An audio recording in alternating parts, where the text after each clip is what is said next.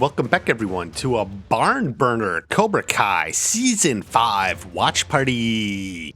It's time we turn our attention to one of the most potent and popular characters in this franchise. Oh, shit! He's a character like no other. He's both bad and good. He knows how to kick ass, but can also recommend a great chair with lumbar support to help ease your back while you recover. Yes, I'm talking about Mike fucking Barnes. Yes, Mike fucking Barnes is all the focus now. And with good reason. There's been a dedicated slice of fans who have expected Barnes to show up from the very beginning. He is unique compared to the others, a former Cobra, but was only a hired gun. Needless to say, his return in Season 5 was epic. The only real complaint was we needed a lot more of him. Now, Mike's role in Season 5 was straightforward. He was a feared ally of Silver who turned into a potential avenue of attack against him. That all backfired though when his store burned down. That disaster took Mike off the board. In the next episode, we learned from Daniel that Barnes doesn't suspect Silver was behind it. When Mike finally reemerges in the season finale, that is confirmed. He's blaming Daniel for what happened. All Barnes knows is Daniel shows up in his life after 30 years, then the next day his store burns down. He didn't connect it to Silver. However, considering the fire threw him into financial disaster and ended his marriage, you can see that Barnes wasn't thinking it through clearly. He associated it with the most recent unusual thing he saw, that is, Daniel LaRusso. But then it didn't take much convincing from Daniel for Barnes to see that Silver had to be behind it. It was always right there, he just hadn't connected the dots. Obviously, that is what then leads to the attack on Silver's house. He's looking to settle a score. He did get some payback. He helped beat the fist and made off with Silver's expensive painting. Not bad. So the big question is what is in store for Mike in Season 6? However, before we get to that, we also have to address some alternate theories about Season 5. Recently, Ken Cole put out a video suggesting perhaps Mike Barnes was either secretly or unwittingly working with Sensei Ken Da-Eun. He goes over several points that I will respond to briefly. The first is the furniture store burning down itself. He notes the show doesn't absolutely confirm that Terry Silver was behind it. The implication comes from Daniel, and even Daniel is the one who tells that to Barnes. He then implies that maybe Sensei Kim was behind the burning of the store, but says he'll go into it in another video. Well, I can save you some time. Sensei Kim had nothing to do with the furniture store. It was all Terry Silver. This all comes down to the good filmmaking principle and the "it's not confirmed" fallacy. And for some good measure, we'll throw in story logic. First off, the good filmmaking principle. Any good film or show or story, as it could also apply to novels, always must play fair with the audience. How many times have you watched a whodunit only for the killer to be an entirely new character who's introduced in the last 10 minutes? You hated it, no way.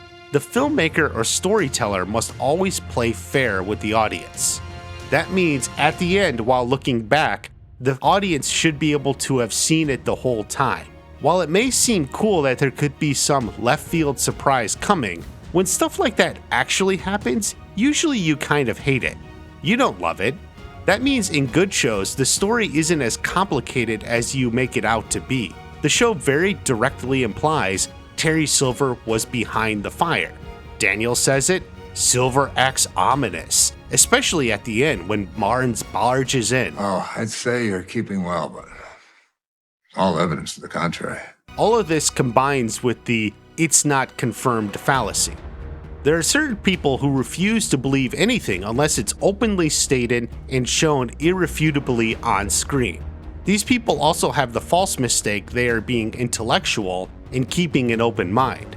The truth of the matter is, such people fail to grasp the bigger picture of what they're saying. No good show or movie or novel will hammer home every detail and plot point. A big secret to good writing is to let things be implied or hinted at without going overboard.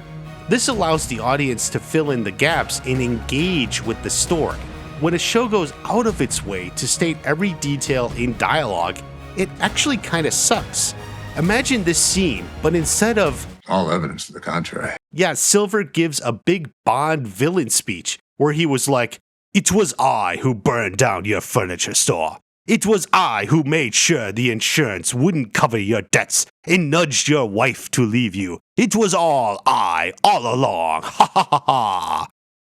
That would be 10 times shittier than the magnificent monster we have in Terry Silver.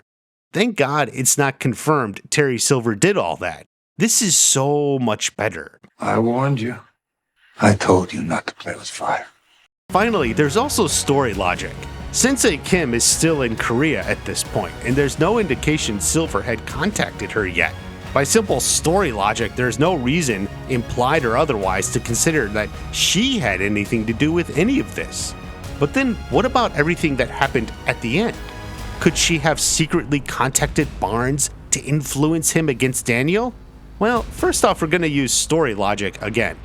Everything Sensei Kim knows comes from Terry Silver. He filled her in. There is never anything said or implied that knows anything about Mike Barnes. Frankly, that was a situation that was dealt with long before she arrived. So while it's true Sensei Kim was questioning Silver's ability to triumph more and more, there is no reason to see how that would lead her to Mike Barnes and work with or manipulate him. She is a woman with her own resources, and she wouldn't entrust an unknown quantity like him. Finally, when evaluating any theory, you can always check for the grand off-screen conspiracy fallacy. This happens when a person puts forward a theory, but in order for the theory to make sense, it requires all sorts of grand conspiring to have happened off-screen. But you remember the good filmmaking principle. The storyteller shows the audience what's important. If stuff was happening that was important, it would be seen. Basically, any theory that essentially relies on events that aren't seen or implied is likely to be bunk. That's just not how good stories are told. Mike Barnes' story in Season 5 is exactly what we see on screen. He's a reformed bad boy who's found a lot of success in the furniture business. He's a builder, a doer, but he still knows how to fight. It was his attempt to aid Daniel against Silver that set off everything down a bad path. Silver sent a message and had the store burned. Mike was devastated. He lost everything. He sought revenge against Daniel, whom he blamed. Upon learning it was actually Silver, he wanted to kick Silver's ass for payback. He also made off with a priceless painting for some compensation. So while his story isn't part of some grand conspiracy, it's an important step in the buildup of Silver as a powerful menace. He represents an obvious line of attack that Daniel would want to get ahead even though it turned out not to be the case. It's important to show that not everyone who was once associated with Silver is still working for him. The world moves on and people change, Mike Barnes most of all. However, many people still do work for Silver, and the burning at the end of the episode is a clear message. Silver is playing for keeps. The previous episode ended with Chosen knocking out the potential senseis. Now Silver gains the upper hand by taking out a potential rival. And that, of course, is laying the seeds for the final conclusion to bring Barnes, Chosen, and Johnny at Silver's house for an epic fight of the ages. So Mike Barnes' story was already great. There's no reason to try and add more to it by imagining conspiracies and manipulations and whatever. He's certainly not done yet. We'll be back to talk about what Season 6 has in store for Mike Barnes in Part 2. Have a great day. I'll see you at the next watch party.